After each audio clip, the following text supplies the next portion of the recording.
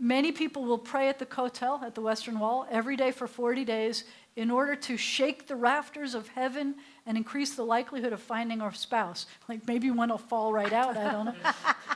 They shook the rafters at my house today, actually. I now know what a rafter is because they took out all the insulation and I can see my rafters. Or receiving a favorable response if you're looking for something. Some people, if you say Shir HaShirim, the Song of Songs, for 40 days, that's a magic number, then you can find yourself a beshert. Most of you already found your beshert, but I'm paying attention here. A new mom and dad will often ask a childless couple they know to take part in the Brit ceremony as a sigula for them to be blessed with children, while a childless woman might take a dip in the mikveh after a woman who's given birth to many of her own. Like the water is lucky. Another very popular sigula is to give someone who is going on a long journey or a flight money as tzedakah to give to someone when you get there. I do that sometimes. Some of these I honestly had never heard of before. Like there's another one that talks about Rosh Hashanah. It says before Rosh Hashanah you have to go out and buy a new knife, and it brings about a good lovely. I never heard of those. But I have heard about the one where if you know someone who's going far away, usually when I know someone who's going to Israel, I will give them money. Like, let's say I will give them, I don't want to talk about money on Shabbat, but let's say I give them $20, and I give them in 2 tens, and I say, this $10 bill is for you to give to somebody when you get to Israel, and this $10 bill is to give to somebody when you get back. You have to give it to tzedakah. Don't just spend it on something. Give it as tzedakah, and then I make them a messenger of tzedakah, and they have to fulfill their mission. The angels of whatever that could be messing with them will protect them. It'll protect them. Did you ever do that? You never heard of those things? No? Go to Israel and I'll show you. I'll give you money. And it has worked. Everybody I've given it to comes back and I get a hug and sometimes I even get a present. I don't know. But it protects them. You've never had superstitions in Judaism? Nothing at all like this? This doesn't ring any bells to you at all? So covering the mirrors for Shiva is the same. Some of it is superstitious. I'm calling this a little bit of superstition. We're talking Friday the 13th stuff. So during Shiva, there's a tradition to cover the mirror. And there are a few reasons to do this. One is that vanity shouldn't matter. You shouldn't care what you look like. But another is that there are these little imps that hide in the mirror and they're going to play games with you unless you cover them up at a time like this. They shouldn't be playing. How about breaking the glass at a wedding? Have you ever heard of that one? Mm-hmm. You've heard of breaking the glass. And so one of the reasons is to frighten away the evil spirits. And so some of these things are superstitions. There was another superstition that I'm sorry they didn't do. This isn't a sigula where you're doing something to request it, but these are ways of warding away evil spirits. And a sigula where you're requesting something is that you heard the one about if you go into the mikveh after a pregnant woman or a woman who just gave birth to a lot of, has given birth many times. There was another tradition that whatever the first thing is that you see after you get pregnant is going to influence what the baby is going to look like. So in the time of the Talmud, when the temple was standing, these rabbis would sit outside the mikveh, the ones who thought they were very good looking, and they would sit outside the mikveh hoping that maybe one of the women who's coming out of the mikveh, when they looked at them, at least they'd have really good-looking babies. I don't know.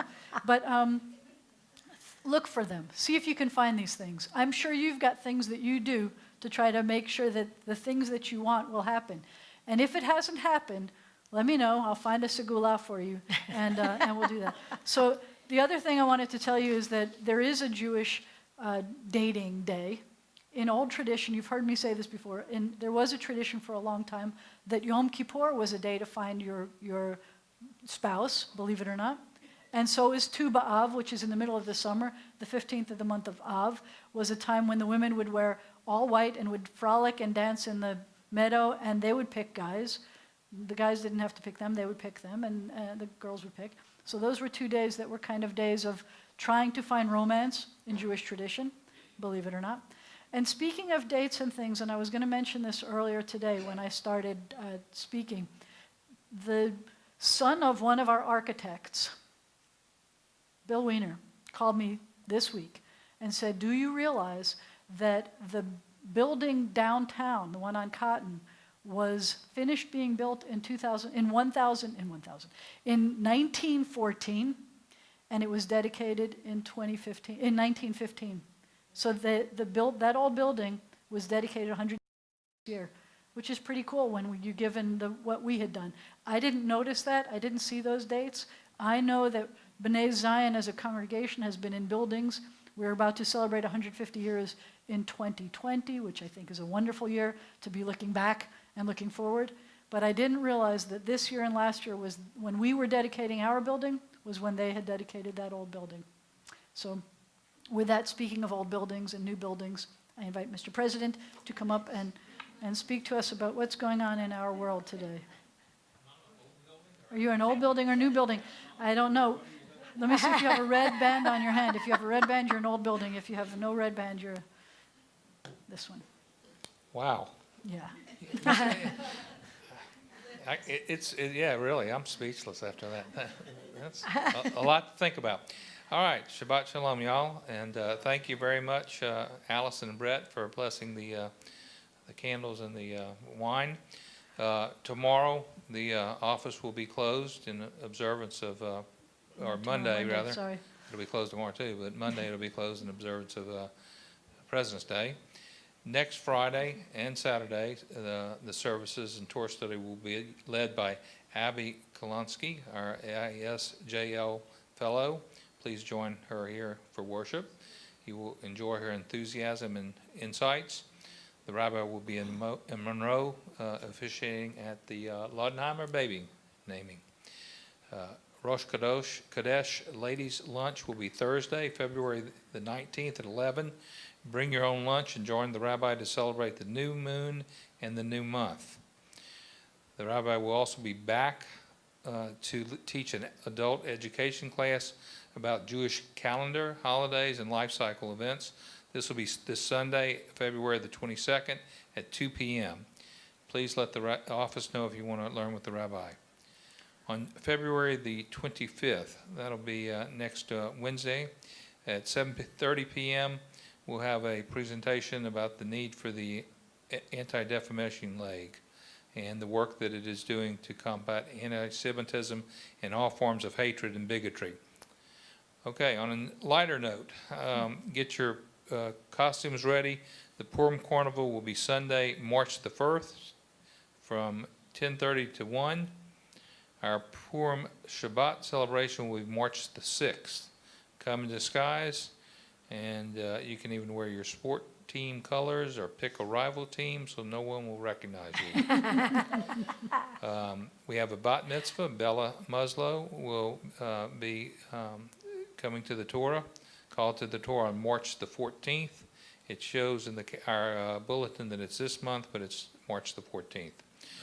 Donations were made to B'nai Zion for Pope Flowers in memory of Samuel Abramson by Adele Shaw, in loving memory of Mrs. Ray Marks Gilbert by Pauline Muroff, Ruthie Neerman and their families, by Janice C. Kent by the family, in memory of Francis Reuben Kreisman and Annette Weiss Selber by Mandel Selber, and in memory of Bessie F. Muroff by the Muroff family. Thank you all very much. Thank you very much. I'm going to invite the people who are sitting closest to the ark to please come up and help me open the ark. Everyone, please turn to page 148. When the ark is open, please rise. Thank you. Seriously, it's long past due. And it's your ark. Aleinu l'shabeach l'Adon hakol, לתת גדולה ליוצר בראשית, שלא עשנו כגויי הארצות, ולא שמנו כמשפחות האדמה, שלא שם חלקנו כהם, וגורלנו ככל המונם, ואנחנו קוראים ומשתחווים ומודים לפני מלך מלכי המלכים הקדוש ברוך הוא. When the ark is closed, closed, you may be seated. Thank you. You may be seated.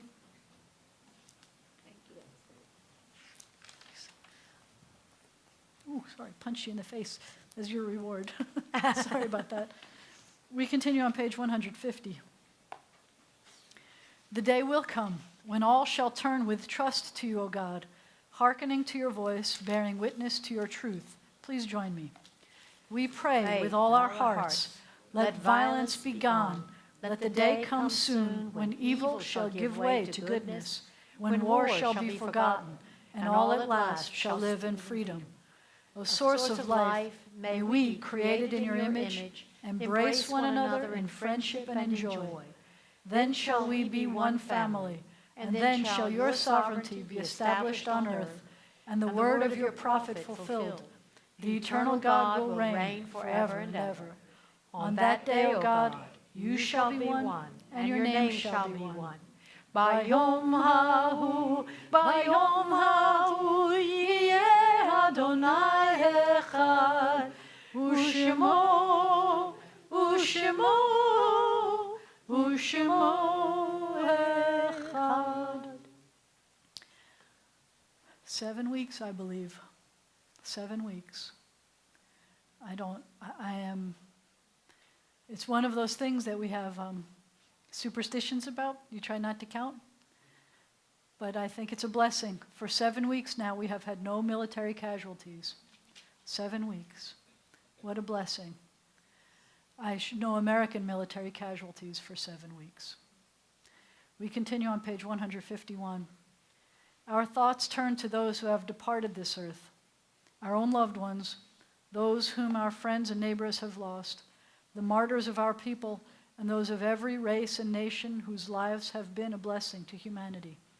As we remember them, let us meditate on the meaning of love and loss, of life and death. We continue on page 153. In nature's ebb and flow, your eternal law abides. As you are our support in the struggles of life, so also are you our hope in death. In your care, O God, are the souls of all the living and the spirits of all flesh. Your power gives us strength. Your love comforts us. O life of our life, soul of our soul, cause your light to shine into our hearts. Fill us with trust in you and turn us again to the tasks of life. And may the memory of our loved ones inspire us to continue their work for the coming of your sovereign rule. However brief may be our time on earth, O God, you endow our fleeting days with abiding worth. We now recall the loved ones whom death has taken from us. As we remember those who died at this season in years past, we take them into our hearts with our own. Those for whom we are observing your sites this week include Samuel Abramson, Donna Aronstein, John B. Cheatham III, Jake Cullick, Mrs. Ray Marks Gilbert, Janice Kent, Jenny Crandall, Francis Reuben Kreisman, Philip Ben Lieber, Dr. Howard Marcus, Pauline Morris, Louis Matloff, Bessie Murov, Bertha Ox, Doris Muslow Pallett, Annette Weiss Selber, Lillian Pearlstein Selber, Fred Simon, Meyer Nathan Stadium, Doris Gordon Udis, and Jean Van Oss. In this moment of memory, our griefs and sympathies are mingled. Loving God, we rise as together we praise your name. The Mourner's Kaddish is found on page 154. The translation is on 155. Yitgadal v'yitkadash shemei Rabbah, be'alma divrach chiruteh v'yamlich malchuteh, b'chayechon u'v'yomechon u'v'chayeh d'chol Beit Yisrael, ba'agala u'v'zman kariv v'imru amen. Yeheh shemeh Rabbah mevarach le'alam ul'amei almaya. Yitbarach v'yishtabach v'yitpa'ar v'yitramam v'yitnaseh. V'yithadar v'yit'aleh v'yithalal shemei d'kudsha b'richu. La'elam min kol birchata v'shirata, tush b'chata v'nechemata, da'amiran be'alma v'imru amen. Yeheh shalama rabba min shemaya, v'chaim aleinu v'al kol Yisrael v'imru amen.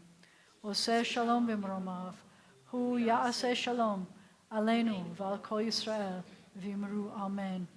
May the source of peace send peace to all who mourn and comfort to all who are bereaved. Amen. Please be seated. If you want to eat some of our yummy oneg Shabbat food, or if you're going out for dinner, then I'm going to pick the next closest person over here. You take this, Yes, and you take this, yes. and you make sure that everybody gets to eat some oneg Shabbat stuff by saying our blessing for us, please. Good.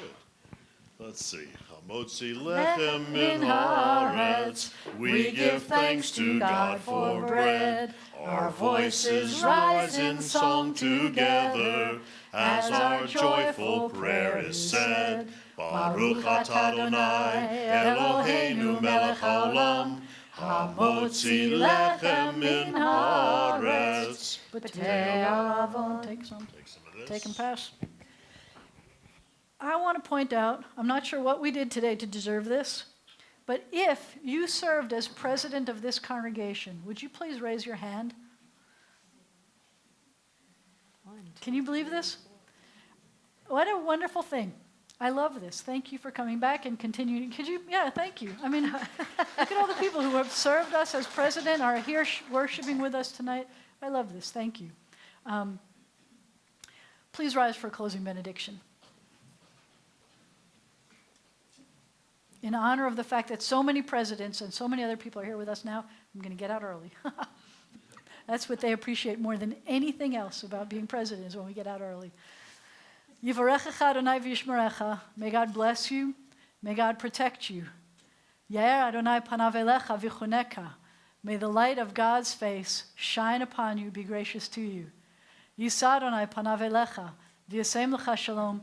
May God's face always be lifted up to you, and may God grant you peace. Shalom. Shabbat shalom. Bim bam bim bim bim bam bim bim bim bim bim bam bim bam bim bim bim bam bim bim bim bim bim bam.